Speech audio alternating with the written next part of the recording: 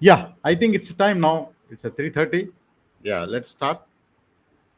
Good morning, good afternoon, and good evening, ladies and gentlemen. Welcome to Global Strategy Talk Show. The topic for today's session is aligning capital expenditure budget to the strategy. I think it's very interesting and also it's intriguing topic for anybody in the organization, especially the leadership who wants to invest in the expenditure things, and also it's a very uh, important decision for the leadership team because it's involved a lot of dollars to spend, and it's very important. Okay, so how to do and what are the key takeaways we will discuss with the expert panel today. So let us do the introductory session, introductions. So let me introduce Mr. Alex. Uh, Alex Milovanovic. Yeah, he's a management practitioner, strategy advisor, author from Serbia. So Alex is a seasoned consultant and leader with over 30 years of experience across industries and geographies. His passion for strategy management led him to author Strategic Management in 21st Century, a book which is very widely accepted and popular. And it's a practical guide for building winning strategies in today's dynamic mindset. Okay. So welcome, Alex, to the show. You. We'll be definitely hearing something good from you today. Okay. Good day, and So thank you very much for inviting me. yeah. So let me invite Mr. Sandeep Cardoza, the Chief Financial Officer from Dutco Tenant LLC Dubai. Sandeep is an analytically minded business professional with contemporary expertise in strategy formulation, process management, cash management, digital transformation, and compliance. So, here Sandeep has all the things what a CFO, modern CFO needs. So, he is skilled in interpersonal communication, building productive teams, developing strong customer and vendor relations, and effectively collaborating with associates to all levels of employment. That's very interesting. Welcome, Sandeep, to the show. Thank you, Mr. Abdul. So let me give a quick introduction about myself. I'm Sheikh Abdul Khader, CEO of Fru Strategy. So we do a strategy solution for the organizations. So complete automation of strategy management process. Khalid is waiting, so please share the link, Deep. Yeah, to his WhatsApp. Okay. So uh, so we and part of we also do consulting for to help organizations to achieve strategy. Okay, so today's talk show will be based on the capital expenditures. I would like to tell something about briefly about Furu strategy, about the talk show. So we conduct the talk shows continuously, um, continuously every alternate week or once in a month to connect best in industry experts to the organizations who needs help. So Deep, Khalid is asking, okay. So please can you share the link to join? Yeah. Mhm. So let me share him the link. One second.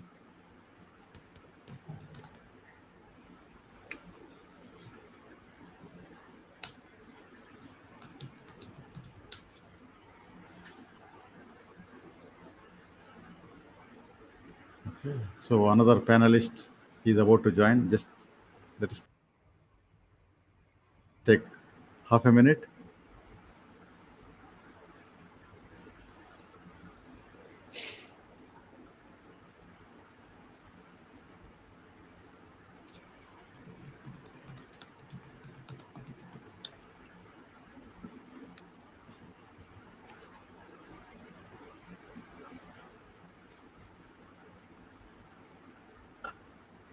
One second, sir.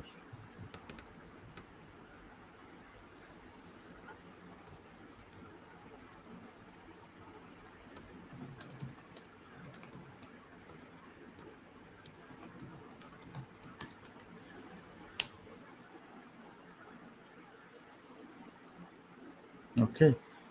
So, Deep, if you are able to hear me, please connect Khalid.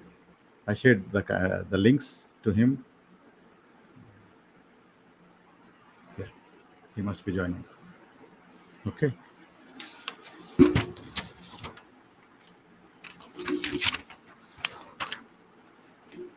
Sorry for the inconvenience. Our another guest panelist is joining. Okay. So, yeah. Okay. So we'll continue. He's going to join.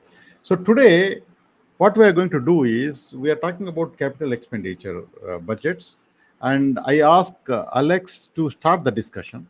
So before discussion, to introduce how the capital expenditure is important from the strategy point of view, and how to identify the critical capex items, and then what we need to do with that. I think Alex will help us to do that. So what is the main part from my side is to execute your strategies.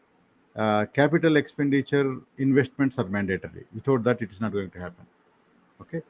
So it has to be selected properly.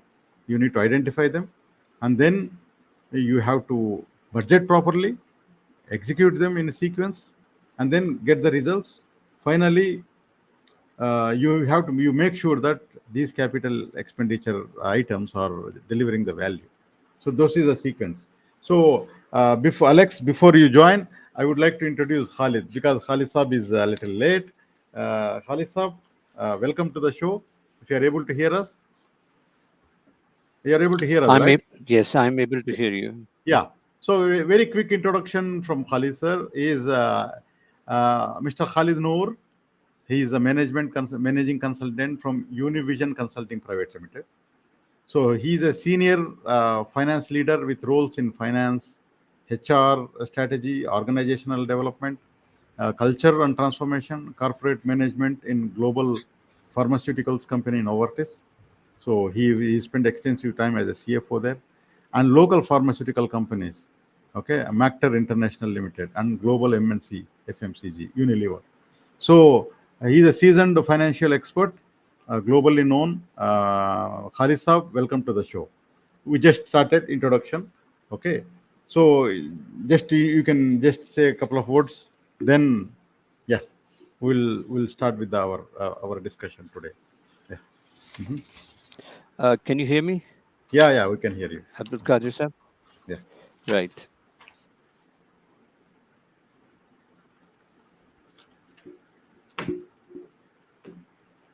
Okay, sir. So shall we continue? Yeah. Yes, please. Okay, can you Okay, Alex. Yeah. load the So first slide? Yeah, load the slides.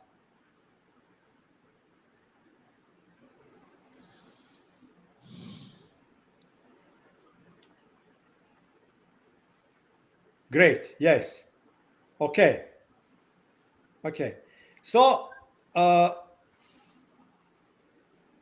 we must start always with strategy.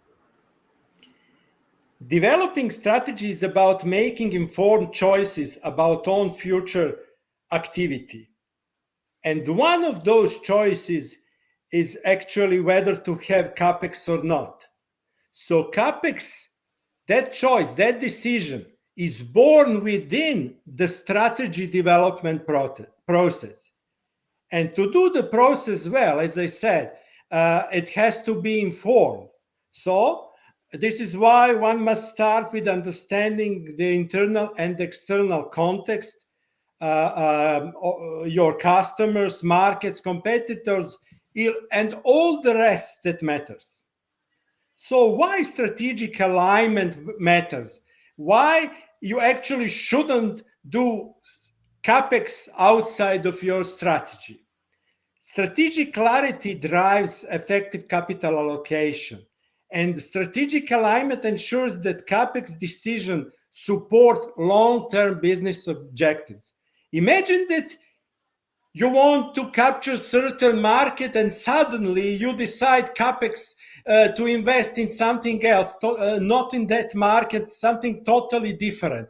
So that wouldn't be a lie. That would be a waste of money that you could spend on delivering your strategic goals. Strategic alignment ensures investment fuel the right capabilities, those that you decided to develop, and the market positioning those markets that you decided to capture, not some other markets or whatever, leading to sustainable competitive advantage. I prepare a couple of examples. So let's consider Tata Power, that is a famous Indian company. Their shift to solar involved target market analysis, strategic repositionings, and then CapEx. I repeat, and then CapEx to solar parks. So their move was aligned with not only with their long-term cost reduction strategy, but also with national green goals. So their strategy drove that decision to make that CapEx. And as I said, misaligned CapEx waste resources, allow inefficiencies, and lead to missed opportunities because the money you spend on some non-aligned CapEx that is outside your strategy, you don't have that money, and you don't have that money that you need to invest in something that actually aligns with your strategy. So typical challenges, I also thought about that, was a lack of clear, measurable strategic goals. As soon as your strategy doesn't have clear and measurable goals, how can you measure and how can you align first your CapEx decision and your capital investment, and how can you measure it? How can you know whether it is good, whether it's delivering value and helping your strategy to materialize, or doing something completely outside your strategy? So sometimes silo decision making, when capital budgeting operates independently of strategic formulation, that can happen in multi-divisional companies. When I witnessed that, when divisional leaders are actually so powerful that they can drive their own CapEx decision that actually are sometimes misaligned with the corporate strategy. So that can happen. You must take care of that. A short-term focus sometimes overshadow long-term strategic imperatives. So, okay, let's spend money to fix this current problem. Again, maybe that money will fix your current problem, but you won't have money to actually fix your long-term direction. Then inadequate understanding of the external landscape and competitive dynamics. I started with that. You must make informed decisions. If your information is wrong, and your conclusions, your decisions will probably be wrong. And difficulty in quantifying strategic value of potential investments also can create problems. Let's move to next slide, please. Right. Okay. So how to do it actually? We must integrate CapEx into strategizing process. And then when you develop strategy, CapEx decision, that activity must be part of your strategic plans. So understanding first, again, I repeat, understanding industry trends and competitive landscape is a paramount. You can't devote your money, who knows, $1 billion or whatever, if you don't understand the context you are operating in. So that will be probably a waste of money. Then you have to ensure your CapEx investment cater to market needs, your customers. Again, the business must be aligned with customer needs. If you are not that, if you are doing that for someone else, then your capex is also going to wander around and be unaligned, not aligned. The best way is to use strategic goals as filters for capex decision. Another example from India, I hope I will say it right. It's a Reliance Jio company. Abdul, my pronunciation, is it okay? Reliance.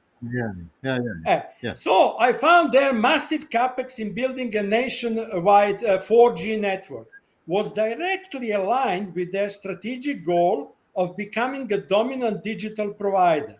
So this strategic foresight from their management, informed by market analysis first and their capabilities, so lack of capabilities before that capex, transformed actually the Indian telecom landscape. So how to prioritize capex? I say, and you will hear after me, other speakers will tell you that, by strategic value. Evaluate projects, each CapEx project based on their contribution to achieving your defined strategic goals. So that's first, you want to have to achieve certain goal, and for achieving that certain goal, you have to, for example, buy a new or build a new plant, and that's it. Or build a nationwide 4G network to achieve the certain goal, as we heard already. Link each CapEx item to a step in the strategy map. That is very important for good control of your strategy execution, what is Abdul probably going to tell you more later. You must differ if the project has high strategic value. It aligns with core differentiators, really making your company strategically stronger. For example, Saudi Aramco oil to chemicals move, or low strategic value. There are sometimes projects that are necessary, capex that are necessary as well. You can decide to defer or to outsource that. For example, Nigerian banks outsourcing IT infrastructure. So you can decide that too. Outsource, don't do capex. So you have to think carefully and thoroughly about whether to make or not capex, but always during the strategy development process, not outside of it. And you must, because we just discussed before this meeting started, today's environment is so dynamic, so uncertain, it's changing on a daily basis. So your capex probably and should be agile as your strategy. Use continuous refinement to update capex plans as strategy evolves, and stage large projects with go, no-go checkpoints tied to market signals. Having a modular, you will hear later, modular approach is also very good. For example, Aramco, it's a Saudi Arabian company. Long-term capex, they actually have an agile approach. So their long-term capex in refining and petrochemicals aligned with shift from oil exports to value-added downstream. So their agile response is seen in parallel digital infrastructure investments. They diversified, but with kind of agile and module type investments. You actually like a trial. You have a small make a smaller CapEx, smaller project, see how it works, learn from it, and then invest more money and go to another step. Next slide, please. Okay. And I will close this with some practical advice for leaders that are actually decision makers. Build CapEx governance around strategic goals. I must repeat that, not departmental budgets. What actually I witness sometimes happen, Yes, every department must and big division must have, or business unit must have own a budget and will have CapEx expenditure, definitely. But that must be aligned with corporate strategy. They can't run out of corporate direction. Think long-term capabilities, resilience, everything, but allow short-term course corrections, especially today in this so dynamic environment. Use strategy formulation as a filter, not a retrospective justification for CapEx. So, as I said, draw your strategy, define your strategic objectives, and then use CapEx to push to make those objectives materialize. CapEx should be a result, not the input of strategy thinking. Start with why and with impact. So I find another examples, Dangote Group from Nigeria. It's actually a cement plant company, and their expansion followed clear market strategy, proximity. They wanted proximity to demand to move their production facilities, control of supply chain, and to achieve regional dominance. So their strategic foresight drove early CapEx decision. So for their plant expansions. Consider modular investments. I already mentioned that allow for scalability and adjustment. I found another company, think about Etisalat, it's from UAE. Their strategic diversification into digital services and cloud computing requires significant CapEx. By aligning these investments with their strategic goal of becoming a leading digital enabler in the region, they demonstrate in the long-term vision while adopting the changing market, adopting to changing market demands. Their phased approach, that's how they've done it, likely allowed for flexibility. And then final advice, prioritize investments that create optionality and flexibility in responding to future uncertainty. So balance that with that value decisions based on CapEx value. So Abdul, that's it for me for the time being. I hope good introduction. Fantastic. Good introduction, Alex. You set the tone Thank now. you. I like the idea of capex is the output, not the input. Okay, so the capex is the output of strategy. Fantastic. Now let us take one step back. Now I will ask Sandeep, maybe Khalid sir will talk about the next topic. Sandeep ji, so how to differentiate between capex, opex, and even the strategic expenditure? So let us go to the basics first, because Sandeep and Khalid are CFOs. So let us hear from them. Let us understand very basic meaning of those topics, and then uh, what is it your expectation as a financial heads about the capex proposals you receive to start with?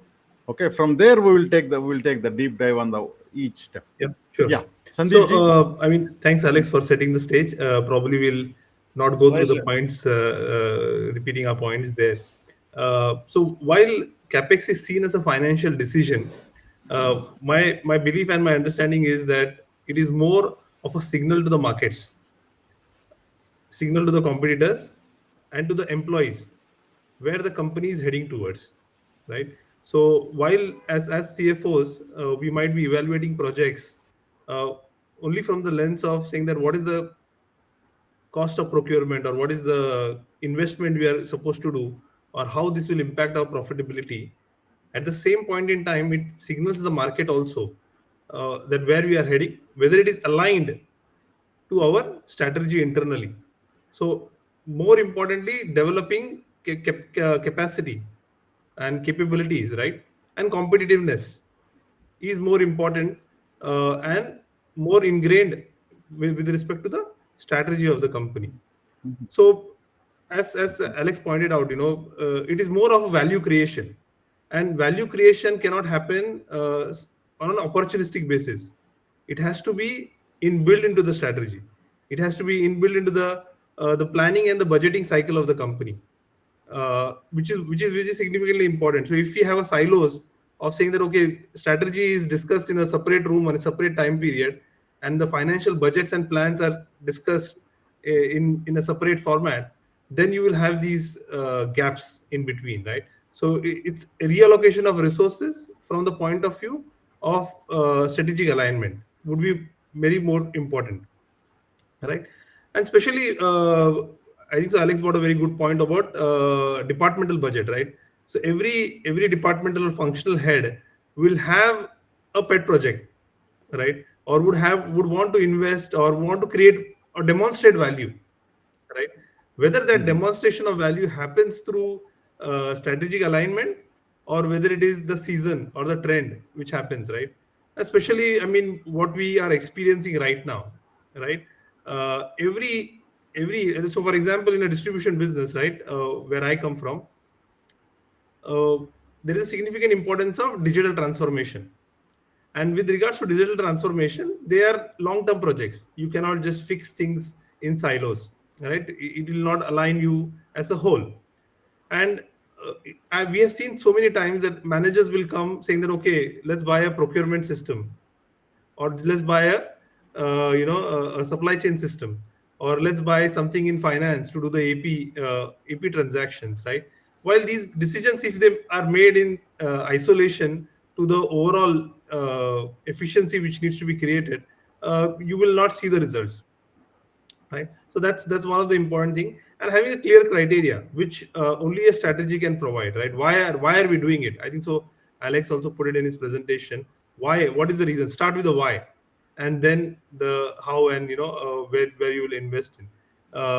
He did talk about the green capex, which is the current trend, right? What we see in our distribution business also is that many investments are going in IoT devices. People want to measure efficiency of the current plant. They want to extend the economic life of their current plants, right?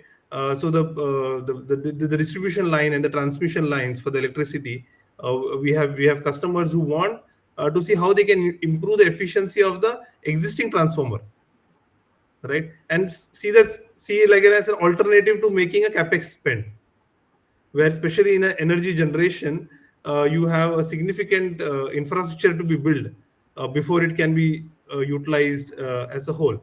So these are the few things, and probably I will leave for a few more questions Yeah. to add more points. Yeah. Thanks. Yeah, Sandeep, you talk one very important point. You said capex is linked to a market, or maybe it is connected to market dynamics, and also capex influence people, employees. Okay, how does that?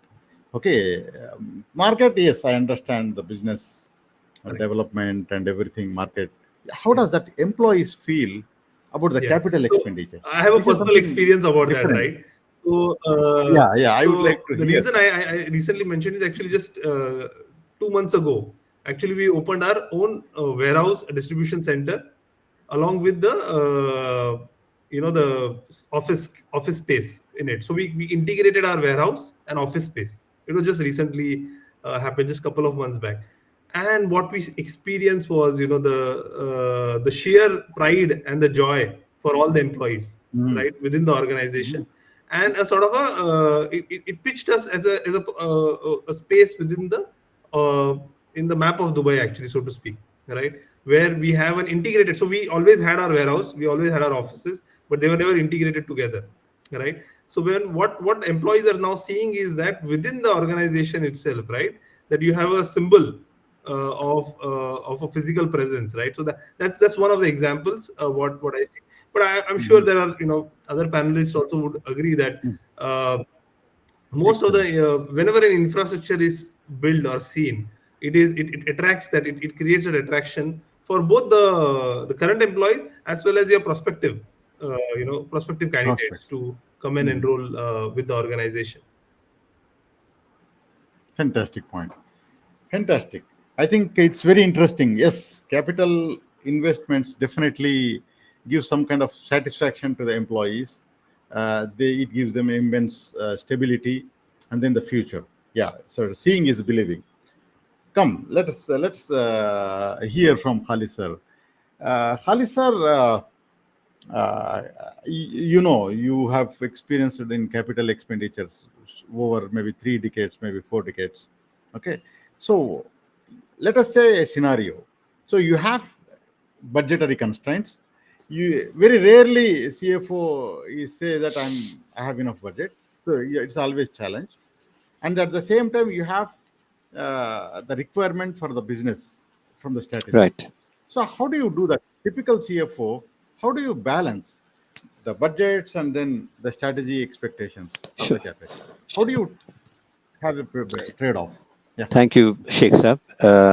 And thank you, Alex and Sandeep, for a great start to the panel discussion. I think Alex covered most of the points. So it is very interesting. So all the capital allocation, yeah, you're right that there is a limited amount of capital which is available. So it all depends on the company's strategy. I will give you a few examples, and then it will make it more easy to understand. And for example, in Pakistan, the weather is quite warm. Unilever acquired ice cream business. I'm so sorry. I have to take this call. So sorry. Hello जी हमजा बात करें जी हमजा बताइए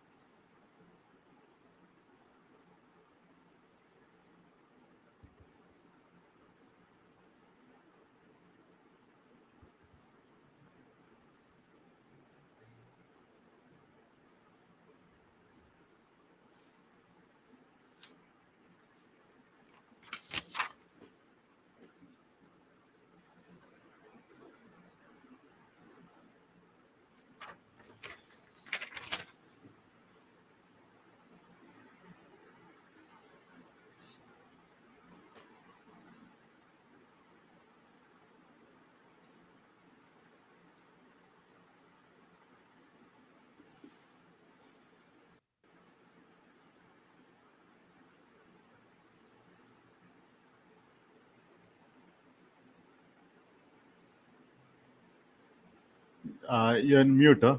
Khalid Sab, you're in mute. Can you unmute Khalid Sab? So sorry for. Yeah. Yes, can you hear me now? Yeah. Right. So I was talking about the capex decision is all aligned with the business strategy, corporate strategy. So I was talking about Pakistan having a very hot weather.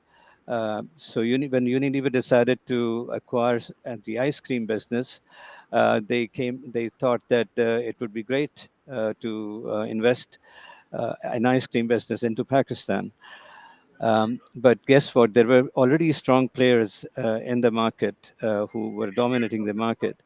Um, so first, they offered to buy out a local company, the market leader, and they had a lot of difficulty in acquiring that. They paid a very high price, but once they acquired it, then they saw that it doesn't meet their quality standards. So, so they had Mhm. to uh, manufacture. They had to start with a greenfield. Um, but what they were able to do is to kill the competition and then when the new factory started, so it was a huge investment. Uh, because you need to set up a cold chain, you need to set up the distributor who can manage the cold chain. So and it was a new area. But with the acquisition, what happened that you were able to bring in the know-how and technology. So people who are already familiar with the ice cream. So when we talk about capex, it's not just hardware; it is actually the knowledge, the customer list, for example. Or so that's where the M&A comes in, mergers and acquisition. That you are not just paying for the assets, and you also mentioned that intangibles. So the intangibles are actually your market share, your know-how, your systems, your processes, your people. So that's where the M&A decision valuation comes in. The capex is of two types. One is the strategic capex that we were talking about. The other is operational routine replacement. For example, the machine has got a 10-year life. After 10 years, you need to replace it so that there is an efficiency, etc. So that's the part of normal budget. And normally, uh, how we used to do it was to that within the depreciation expense amount was the capex amount. So if the depreciation amount is coming as $20 million, then we will limit the replacement capex to $20 million. But when it comes to strategic investment, that's a separate ball game. So over there, uh, the strategy comes in. So you do a long-term cash flow analysis, DCF analysis, IRR, etc., all the financials that you do. But most importantly, you look at the what are the business fundamentals, what are the key strategic priority that is going to be justifying that investment. And there you can have several projects. So for example, the ice cream business, the tea business, the edible oil business, or the detergent business. So there is a competition going on with all the business unit heads. So there comes finance, which is able to rank these projects based on the return on investment, payback period, IRR, etc. But most importantly, where the value is created. So in this case, they thought that uh, getting into the ice cream business is a much more value-added segment than compared to a tea business, for example. There is very little value addition, so it will give them a competitive edge. Uh, but what we see now, and it all depends on the forecast, the accuracy of the forecast. Uh, Obviously, there is some bias in the forecast. So the person who is leading the ice cream business will show a rosy picture so that the financials will come. And that's where the finance guys come in and they try and create scenarios as to what is the best case scenario, what is the base case scenario, and what is the worst case scenario.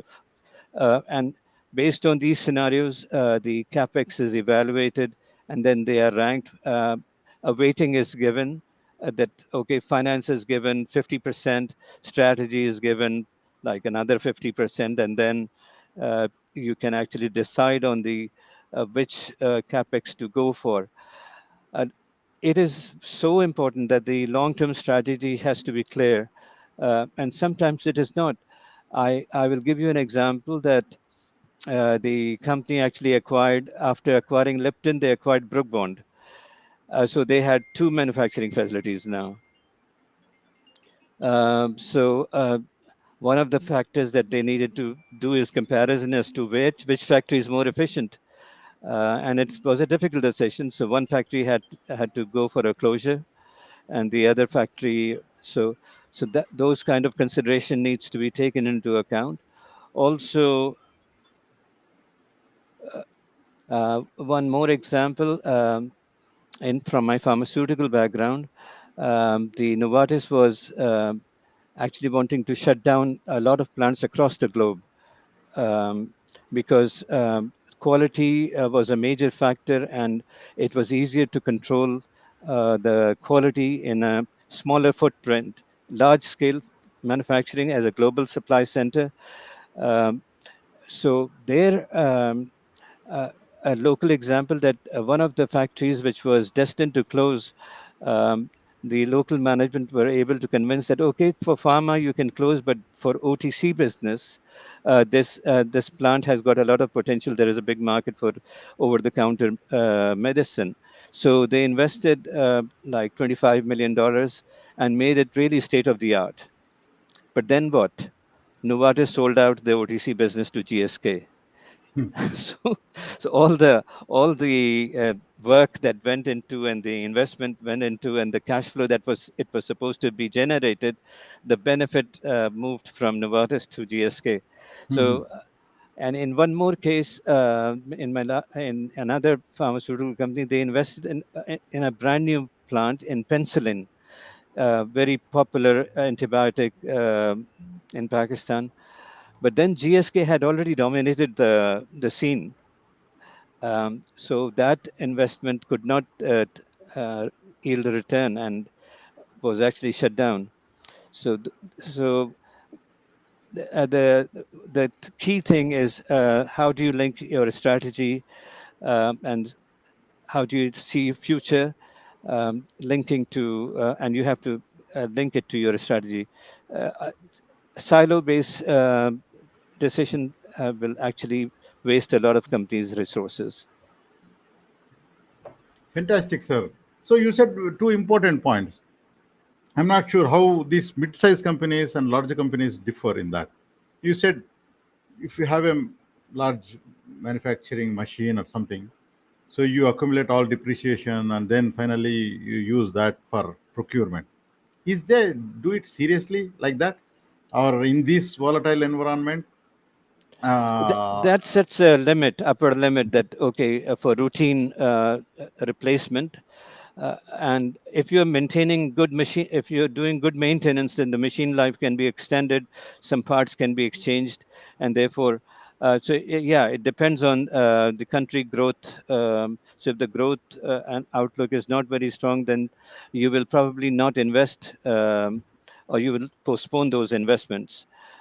So yeah, you have Perfect. to look into external environment. Yeah, perfect. I think now let's time to go to the process. How you do the strategy planning, strategy formulation, and the outcome of strategy formulation is strategy plan for three to Yeah, 5 years, and then this strategy plan help you to drive capital expenditure plans right. to meet that, and then you come up with a business plan for that particular year. Okay. So in that particular year, how you do the business plan and budgeting, where capital expenditure budget and operational expenditure budget, all you do that. Let us talk about the process. Let us do that. Okay. So because I have a question Mm. from Samir. So how does that process take place in typical organization? What is the best practice? Yeah. Khalidji, I think Yeah, you can yeah, start yeah, with that, sure. and Thank then you. we could go to Alex and Sandeep. Right. So we are familiar with the strategic planning process. One of the outputs of strategic planning is the identification of what capabilities are required.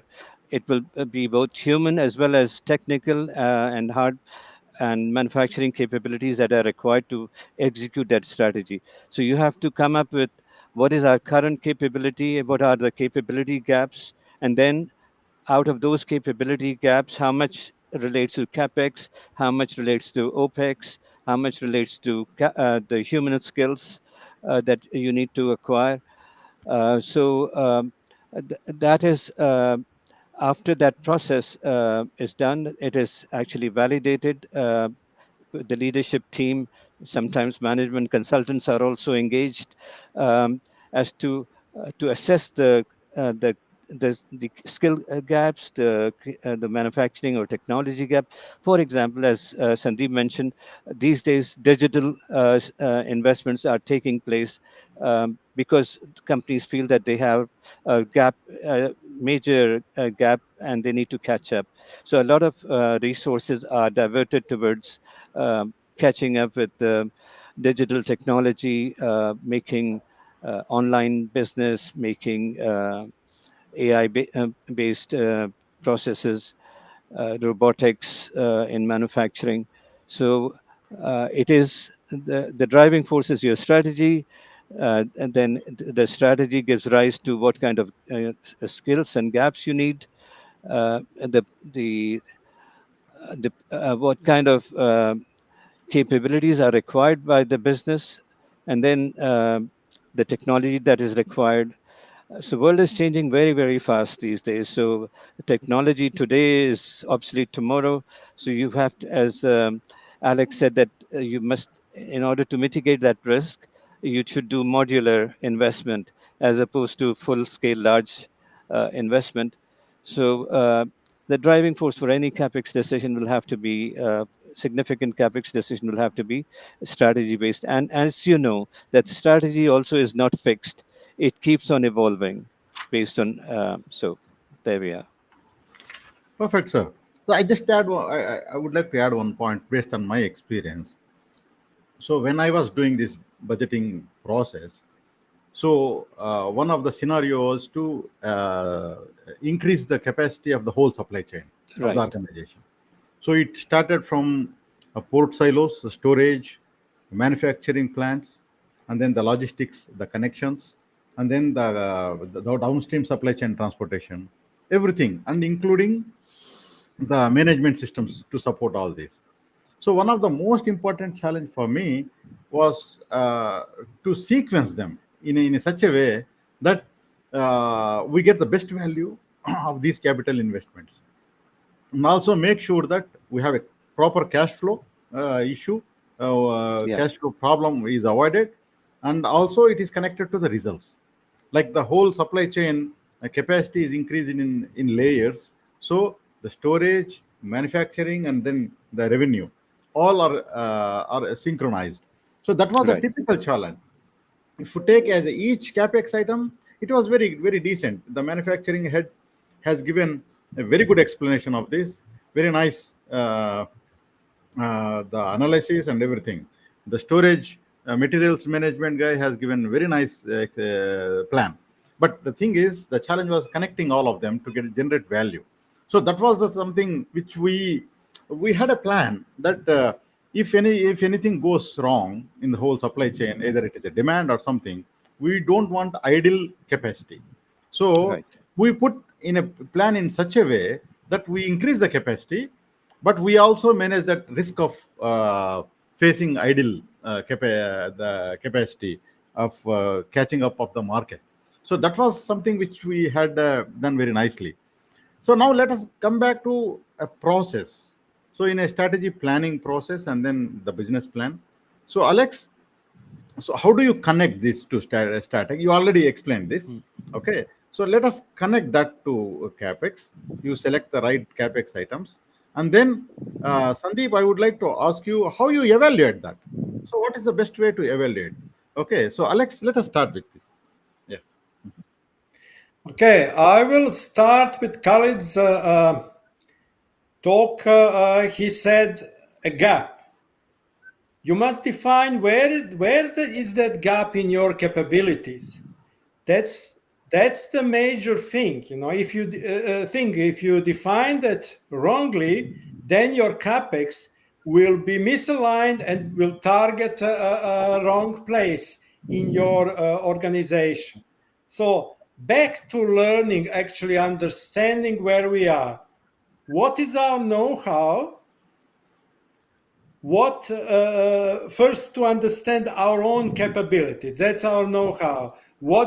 How strong are our assets, production assets, or whatever business we are in, our people, their knowledge, their skills. That's in today's business. People are probably your most important and the most valuable assets, you know, especially in this knowledge industry.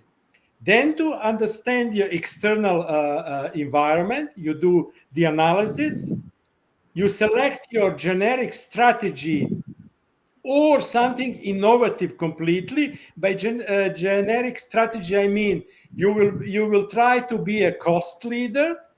You know, you have the advantage in lower production costs, so you attack the market based on lower prices, attack your competitors, or you differentiate. You have a product that is delivering some extra value to your customers that your competitors can't copy easily. After you decide that, you decide who are your target customers, what are you going to offer, products and services, where are you going to compete, markets, and then when you make all those choices, you define your strategic goals. So now when you know where you want to compete, with what products and services, and to which customer segments, okay, and you define goals, what do you want to achieve in all those areas, you actually defined that gap, because you remember where we started, our know-how, our current position. And now when you know where your future position should be, that's where you are aiming, you establish the gap in your capabilities, and then you can make a decision, what are those key resources I need to improve. So for example, my business is not digitalized, so I have to invest in digital transformation. Let's say I was actually personally, that is true. Mid-90s, I was the plant director of a company there in Johannesburg in South Africa. So my plant, some of the plant was too old. Okay, I needed capex to invest in new plant or additional capitalization. Actually, we sometimes invested in total refurbishments, replaced engine, gearboxes, and most of those things. And when we actually capture that as a capex investment rather than ongoing expenses, operational expenditure. Okay. So when you decide in what resources you need to invest, you still, as the time goes, you have to watch what is happening around and adjust those decisions accordingly. Because, as you said, as Khalid mentioned, there are examples. You invest your free cash flow somewhere that is going to be wiped out by some future decision of somebody that you are not controlling. For example, currently some other state that imposes tariffs, and then you are out. Your plant in some country is becoming unfeasible. That's it. Yeah. So yes, always you have to be adaptive and flexible, and try to lower the risk, to mitigate the risk of overexposure and playing everything on one card. Yes, I know. If you put everything on that, yes, it looks like the return on investment is going to be maximized. However, the risk is going up as well. And in this very risky and very turbulent environment, I would rather be cautious. Some people won't agree with me, but that's how I am. Fantastic. Great, sir. Yeah. I think we have a couple of questions. I take the second question first because it is relevant to the discussion. Alan Fell, our senior strategy consultant, we all know he's a global name in the strategy. So the question, Sandeep, maybe you can take it up. Yeah. So what is your experience of effective capital investment appraisal? I often see this as a weak link in planning process. So how does that capital investment appraisal process take up in the typical organization? Yeah, Khalid Saab, maybe you can also brief on after Sandeep. Yeah. Mm-hmm. So what we have, like what Alex and Khalid said, what is your starting point, right? Where does the capex fit in the overall process or planning cycle, or whether it is fitting in the strategic decision making, right? So that alignment is very more important. So the approach what internally we have taken in the company is looking at a capex as a sort of a portfolio.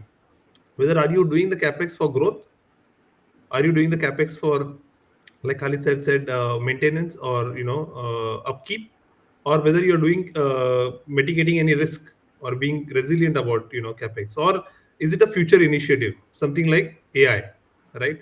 So let me start with the AI as an example, right? So most of the companies, what we are seeing now is, right, the amount of investment they have gone through, right? Buying the servers, buying the GPUs, and whatever is required for them to build those capabilities either internally within the company or as a sourcing requirement. What they have done is actually, to begin with, there is no ROI, right? So if I wait for my ROI calculation, most of my AI expenditure would look waste actually, right? It wouldn't generate any positive cash flow, right? So moving beyond ROI is also important in certain strategic initiatives, right? So looking at what is the customer experience going to be.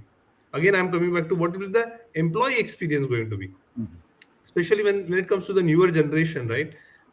People want to engage in a much more efficient manner with the systems, with the processes, when it comes to the digital side of things, right? So ROI is not necessarily clearly defined, but having said that, okay, I'm going to improve the customer experience when the customer walks in to my store, or the customer walks into my distribution center.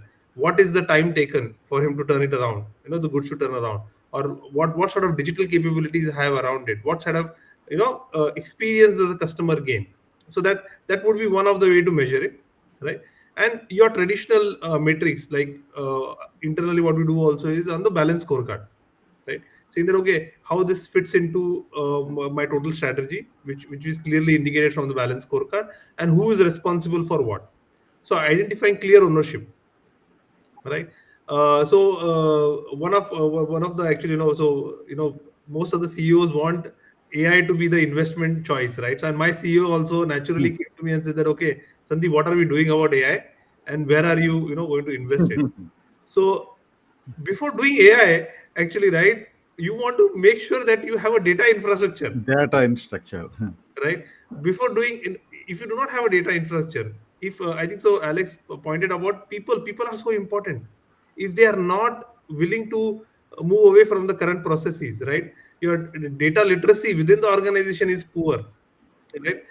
AI investment is going to be completely disaster. It's not going to be, giving you the returns what you are expecting, right? So the alignment from these aspects are quite important. I guess I hope I addressed the question. Perfect.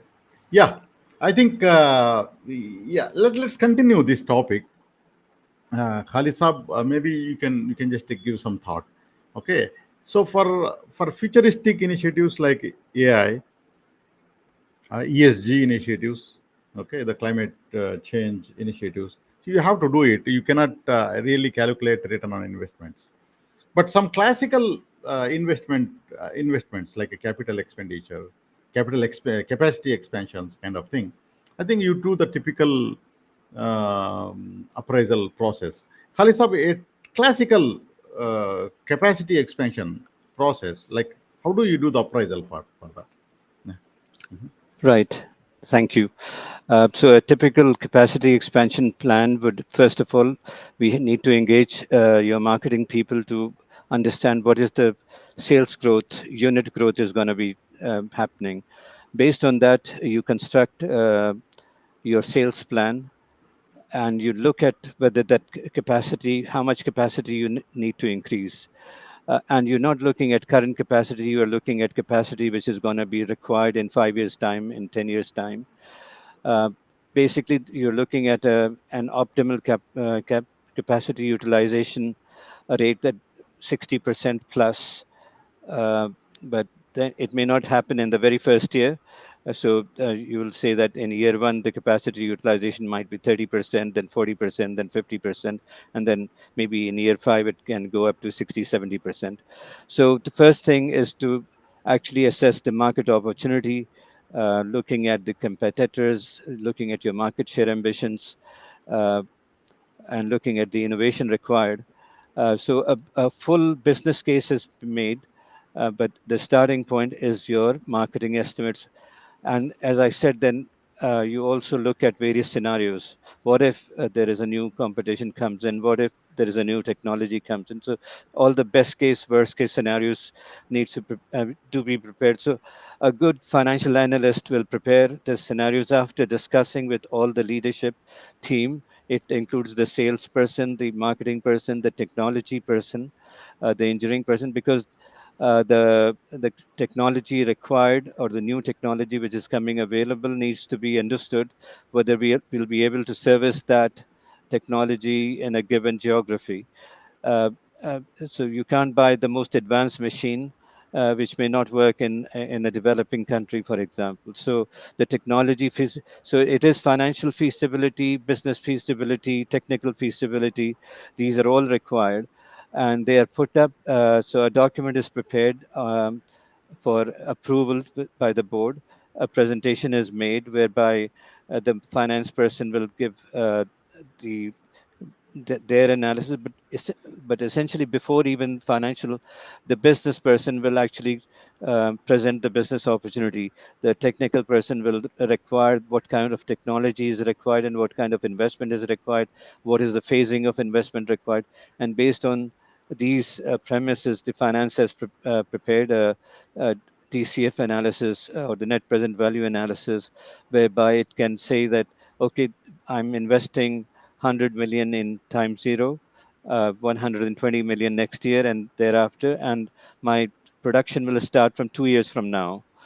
So the first revenue from the new plant will come in from in after 2 years. So those cash flows are plotted on a Excel spreadsheet, and then using the famous Excel functionality of NPV, IRR, payback period, etc. So those are already readily available. But as both Alex and Sandeep says, financials is just one parameters. The other parameters are sometimes even more important. For example, compliance.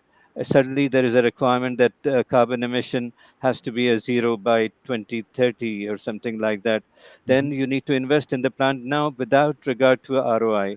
Then, when it comes to safety and compliance, it's a must. So, therefore, the for business strategy investments, yes, you do the whole cycle of business case and business case presentation and board approval. But when it comes to compliance, you just inform the board that we need to comply with the new regulations and this needs to be invested by such and such period. Fantastic. Great, sir. In my, I just add to one point, Khalid Saab, is when you are doing a capital approvals and all, even if you are going in expansion, the completing the project, okay. So one thing what I notice is the capital expenditure, the plans, execution, everything will be done. So once the project is completed, then there is a little chaos. Okay, so you are not ready from the management part of it. Either your process you did not fix it to take care of the new capacity expansions, or your people are not ready. So there is almost always what I have seen is there is a rush. So people rush towards fixing the process, giving the trainings, and then changing the process. And there is, why don't we take up this as part of the capex itself? Okay, so uh, establishing the capacity expansion project, aligning it, all the enablers like a business process alignment, the technology integrations. So why don't you do that? I have seen so many cases. You have a very functioning production control system. You have a functioning SAP, but there is no integration. They miss the integration, and then this integration they will live for at least 3 years, 4 years, 5 years without that. So they struggle to get the funding for that. Why don't you do that as part of the capex itself? Is it, the reason is like a the control system establishment is a silo thinking, and then SAP is by IT guys thinking. So why don't we do it like that? So what is your take, Alex, in this? Mhm. Yeah. Again, if you start with a business objective, you want to achieve certain new capability, and as Khaled said, that capability something doesn't need to be primarily financial. Let's say you have a problem with the safety issue. You have too many injuries in your plant. Okay, so you are investing, and your primary objective is to reduce those injuries, so you don't measure it through the return on investment. And as well, as Sandeep said, people are the most important thing. You have to merge all those factors together, and after you decide what's the objective, and you created your capex project, you must develop the plan that will actually look and address all those key points, starting from people, technology in the company, you mentioned that, uh, uh, uh, remote positions, or everything. And what Sandeep said, somebody has to be responsible.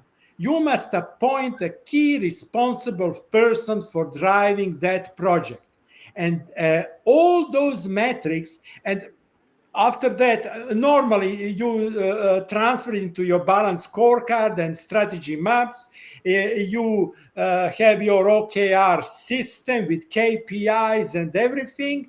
And that person who is a project driver, must report and directly inform CEO and whole board all the time what is going on, and they must be able to intervene if that doesn't work. But if you don't address all aspects up front before you develop your action plan, how to do that, to execute that capex, it won't work, because something will always surprise you. Okay, there is a too much resistance to change. Okay, but sorry, you didn't think about that there at the beginning. It surprised you 3 months later. So that's what I'm telling you. I think. Fantastic. I think Uh, Samir, you I have asked a I one have a point to question. make here. Yeah, please go ahead. Somewhere I was reading actually, before doing it fast, before climbing a mountain fast, make sure you're climbing the right mountain, right? Correct. So, I mean, this is typical. I have experienced it so many times in so many projects that while the teams are dedicated, while we have the ownership clearly defined, while we have our objectives clearly defined, you will have aspects that you will miss, right? And that is just the nature of things happening, right? But if you are, as I said, if you are climbing the right mountain, and if you can pick up the pace, you should be able to get there, right? So what I've typically done is, especially in terms of finance planning, right? You don't want to be plan in a manner that everything is going to go based on the plan, right? You have to have a sort of a buffer in your project, and that has to be clearly communicated also, that you do not build a buffer across each Buffer, function, yeah. but you build a Yeah. buffer across the project, right? So nor that the IT manager is going to say that I am going to get delayed, and the functional manager is going to say that I am going to get delayed further. So not everybody is building their own buffers, but on an overall basis, you want to from the strategic point of view, you want to make sure that you build a buffer around these times, and set a realistic expectation to certain extent. It doesn't compromise the overall objective of the project, but it still make sure that your teams are coming victorious, and they say, oh, we missed this, but we have some room there, Fantastic. and then we can go ahead and do it. Yeah. This is like a theory of constraint in project Yeah. management. So you don't build buffer in each task in activity. So you build buffer on the as a project as a whole. That's fantastic. I think one relevant question to our discussion from Samir is So cost of change management. Mhm. So when you are establishing a capital expenditure, capacity expenditure, or any capex items, cost of change, there is a tremendous change management is required. So cost of change management, should it be part of the capex itself, or is it like a separate initiative? So this is almost always overlooked. Okay. So what do you think, Khalid Saab? Right. Please. Yeah. No, you're absolutely right. This is one of the most important success factor, change management, and it is very often overlooked. So it depends. So the best practice is that you should create a project team consisting of all the key functions. First of all, that it has to be a great communication plan, that why we are doing such a thing, and what are the key requirement of the new investment. So, for example, if it is a project which involves a lot of safety compliance is required in that project, then safety training needs to be given across the company. Everyone has to be given a safety training. So sometimes it's cultural, sometimes it's mindset, sometimes it's actually skill given. But the change management is essentially a two-way communication between the top management telling as to why they are doing it and what is actually required. So, hello. Um, so, and there the role of HR comes in a great deal, and also the senior leadership team. And they can, when you are having a quarterly town hall, or you are having a one focus meeting groups with the key leaders in the organization, it is you need to really tell them as to what kind of change behavior is required. So if the customer, so if we are going digital, that doesn't mean that the customer service personal touch goes down. Digital means that it's an additional service to the customer in terms of speed and reliability. So those are kind of things that uh, that the organization should think, that what is the impact of any major investment which is going to change the way they are working.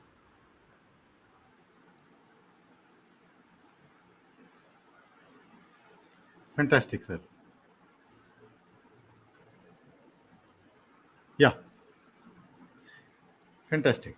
Okay, so let us take up another question from Samir. He asked earlier. Now we will do is in the next 5 minutes, we talk about the process. Then we talk about another 5 maybe 10 minutes maximum about how the capex progress can be reported and then reviewed. Okay, so as part of the process, Samir's question is. Uh, Practical approach of identifying, classifying, differentiate the capex and opex statics, when, where, and how we can use these during the business planning and annual budgeting cycle. So he's asking just like a capex and opex and statics, how to define them, and then how to introduce this in a overall business planning and budgeting process, which is the annual cycle. Okay, so would you like to take it up, Sandeep? Hmm. For Yeah, this. sure. So, like, most of the capex would be beyond a 12-month period, right? So, uh, not necessarily everything will fit into your budgeting cycle per se, right? But yeah, budgeting on an annual budget would be a period where you will consider most of the items, right? So, generally, typically, what happens in an organization is, I mean, I can give an example of ourselves, is that during the October, so we follow 12-month period, Jan to December as the closing for the year, and during the September October time, where you will evaluate the period gone by, right? And that's where you understand, saying that, okay, what are we doing, and how are we looking to close this year? How are we going to evaluate our current thought process, or are there any strategic initiatives which we need to now invest, right? So what we do is we combine these two together. We don't do it a separate strategic planning and a separate budgeting. So there has to be sort of an interlink between these two, So to address the question, when, right, it has to happen together as a strategic planning and budgeting exercise as a combined feature. And how we can do it is mainly, so what we have typically followed is, in terms of measurement, is keeping it things simple actually, in terms of having a consistency in terms of balance scorecard, right, where we can measure our strategic initiatives as well as the operational growth and initiatives and how they move forward. So that would be my comment there.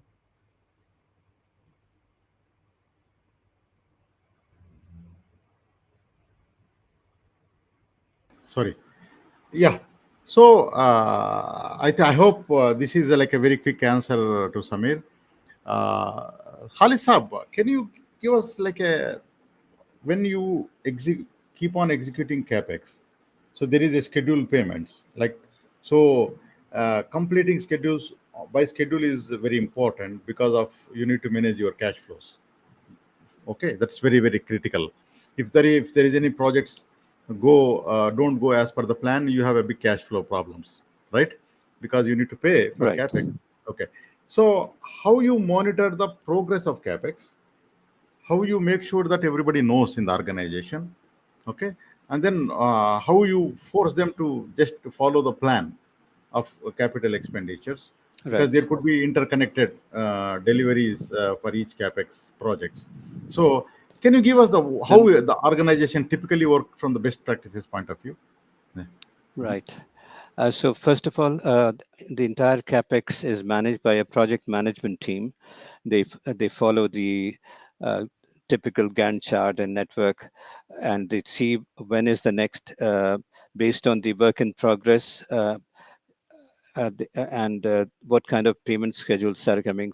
So the technical department and the finance department works very closely to come up with the cash flow, and it is monitored monthly by the senior leadership team. When they're doing monthly business review meeting, capex is one of the items, and it shows how much we have spent to date, how much is coming in the next 3 months, and also the treasury manager is very well aware, and he is kind of ensures that uh, the for project financing lines are separate from working capital finance. So if it's a large investment, he will make sure that there is a line of financing available. So it could be internally financed. It could be a working capital finance coming, a surplus coming from working capital release that can be used in the capital budget. So sources of finance are identified for that, for the project, and then the progression is seen and monitored every month by the senior leadership team. But within during the month, the technical project manager and the treasury manager, they're working very closely as to what is coming in the next 1 week, in the next 1 month, in the next 3 months.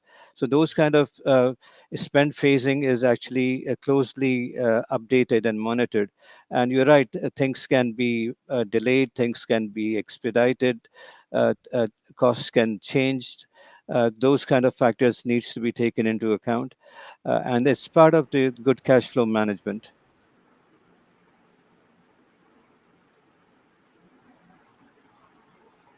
Fantastic, sir.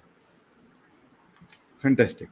Okay. So now let us take some couple of important points. I think we already talked about AI and ESG. So what is the future trends of this capex budgeting process? How do you think that the new trend is it going to be changed? Like we don't do too much ROI calculations at the moment for the capability building kind of initiatives. Okay, so what is the future of capex budgeting? Yeah, so I think three of you can brief. Yeah, Alex. Okay, let me start. I see not only in CapEx budgeting, I see AI as one of the key enablers in the future to improve the whole this process of creating and controlling, executing the CapEx. So it can help us a lot. So this is where I see the major improvement. Another thing, it's refining your KPIs. That is on the execution side. If you don't define right KPIs, right objectives, your periodic, let's say 3 months objective and the KPIs, you won't be able to see all the weak points during that process of execution, and your response will be late or inadequate. So improving that what people call OKR management, objectives and key results management, including KPIs, that, and I see a role of AI, huge role of AI in that. And then people on the other side, actually on the first place, people, that change management, where AI can also help a lot with training, with personalized training. Now we have usually group training, but AI can personalize and create a training plan for each individual right quickly, about seconds, and then deliver that training, and also remove some resistance and barriers to change. That's how I see it in the future. Yeah. So, So, yeah. yeah, Sandeep ji. Yeah, please. So, what I see is actually, and what I experience is, in most of the times, how to avoid capex to begin with, right? So that's the trend actually we are continuing to see. And so how can I make it more agile, right? How can I make sure that my break even points are much lower, right? Mhm. So I think so Alex touched upon it, and Khalid also. If market fluctuates, how do I quickly move away from it, right? Having a cash reserve is one aspect of it, but offloading capex altogether to a sort of an opex model, right, where we can minimize capital expenditure, especially not it's not only about just the cash which is getting invested, but the whole organization has to align itself, right? And that takes a long amount of time in terms of the new expense, right? So that's an increasing trend, what I would say, Mhm. we are seeing, and we are seeing that in AI also, right, where the infrastructure as a whole has to be moved away, right? So the hyperscalers, actually, what we see in the Middle East especially is, in such a hot environment also, you have data centers coming up, right? And how will you avoid the capex altogether is one of the increasing trend. And then I think so probably we talked about earlier in terms of the execution also, right? How the PMO is set up, how the monitoring happens, and what the PMO is mostly now doing is relying more on predictive analysis, right? Saying that anticipate things in advance, right? And extending the life of an asset, which we talked about earlier in the discussion also. How do I extend the life of my current asset, right? And the fortunate part is, your data is allowing you to do that, right? Especially when it comes to physical assets, it's more to do with the science rather than a marketing forecast, right? You go and build a plan based on marketing forecast, and things go haywire. But the way the plants operate in a manufacturing setup, right? Or Mhm. the transmission lines or distribution lines, which are they are much more reliable because they are governing the law of physics. Not, the bias is much more lower in that, compared to the any other data what we'll receive. So these are the few trends I see, using the technology as the backbone to accelerate, or to, probably divert capex altogether. Fantastic. Sir, I think we have only 10 minutes left now in the discussion. So, would you like to recommend any KPIs for the capital capex budgeting? Khalid Saab, if you would like to give a take any good KPIs who can do that. Okay, and then followed by the key takeaways for the meeting we talk about, because we are running out. We have only 10 minutes left in this discussion. Yeah, Alice. Right. So essentially, for analyzing any major strategic project, it's financials alone are not the financial KPIs like NPV and IRR are not sufficient. So you have to create a weighted scorecard. It can be similar to balanced scorecard, but a weighted scorecard is whereby you are actually assigning weights to the strategic priorities. So, for example, if there is a entry into the new market and strategically it's very important, and it's a long-term decision, so you will assign a weight accordingly. Maybe it's 60% is assigned to the market entry decision and 40% maybe to the finance decision. So there is a weighted score. So there is a prioritization, and there could be several geographies where investment can be made.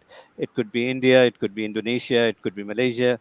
So project ranking and prioritization needs to take place, and that prioritization is actually with consensus based on the outlook again, market outlook, opportunity there, and then comes the financial. So it is very important, and also you take into account the risk. So by looking at various scenario analysis and coming up with the expected flow, expected cash value coming from each scenario, and you assign a probability that what's the best case the probability, what's the base case. So those kind of parameters can be used, and there are several. But the most important one is actually a weighted scorecard. Perfect. Perfect. So I think let us take a final round of discussion on the key takeaways round. So let us quickly discuss. So I think let me give you some, maybe three or four key takeaways from my side. So one thing is, what I have noticed is, when you have strategy projections, okay, so you come with all marketing effort and all, so you have a strategic projections of your products, like 3 to 5 years quantities what you're going to sell. Okay, so then you have like capacity planning. You do the rough cut capacity planning, how much you needed, what is the gap. So one thing which we have to notice, make into consideration is, you need to optimize capacities using any methodologies, any frameworks, so that you get some additional capacity. You don't just go with the existing inefficient capacities for the planning. So you optimize them, and then also you consider like subcontracting. If there is a gap is only very small, just try to accommodate a subcontracting model kind of thing. If it is not, then you go with the expansion, very capital incentive expansion. So that you need to do it. The second thing is, when you are doing a multiple capex and also some other initiatives, there are interlinkages between these. Okay, usually, almost always in my experience, these interlinkages does not work properly.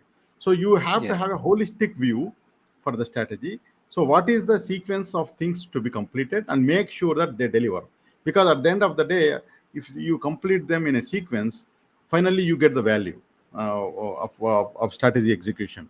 Okay, that is very important, what I have experienced. Third thing is, you have a capex capex plan, and there is a schedule, a project plan. Stick to it. Sticking to the capex completion is very essential, because the more you delay for any initiative, you are not only creating problem for that initiative, you are disturbing the whole plan of strategy. Okay, so you complete them. I have one example: the Kia plant in our district. It's the only plant in India. Okay, they have completed before the deadline. Okay, so they have completed the big project, the plant 2 months before the deadline. So they were able to release the cars on the day with 100% ready. So that is the reason it was a kickstart. So that is very important. If you complete them on time, then you get the value of your plan. Okay, so that is. The final thing is, as Samir said, so include in the capital, in the capex, not only the value of that, which is technology things and all, include the enablers, which could be change, it could be the little integrations, it could be the trainings, nothing related to the capex. Maybe the capex part which are influencing other things, you include them. Okay, people will not do that because these decisions are made in a separate session. Okay, so do them. These are the four key takeaways from my side. So yeah, please, Sandeep ji. Yeah. Yeah, I think so. To ensure that the capex is strategically aligned, right? There is a series of questioning which has to happen at the strategic office, right, and the senior managements, right. So that's very important, right? Whether the spend which is happening, whether it is aligned to our strategic positioning, like I said, can we, what is the opportunity cost of this decision? Can we do away with it? You talked about subcontracting, right? Should we even go for capex or not? So these are the few things actually which are very important. And having a portfolio of capex, I think so probably we talked about during our discussion, saying that okay, how a portfolio approach will help. How much I spend in growth, how much I should spend in maintenance, how much I should spend in my risk management, and how much I should spend in the new initiatives, AI, ESG. So that's portfolio approach also would be another uh, important point, I would say. So these are the few things I would definitely recommend all the leaders to evaluate. Fantastic. So there is one question also from Alan. So maybe that could be the last question. Okay. So Khalid Thab, you can take up that answer, the question. An organizational issue, misalignment between strategy and financial budget is quite common. The challenges of aligning alignment between two corporate level functions. Any views on having both functions reporting to one common senior executive? Right. Thank you, Alan. Great question. And obviously, we see this kind of misalignment very often. And this is because of the silo thinking, that the finance guy is only thinking about the finance KPIs. So it is to do with the corporate culture.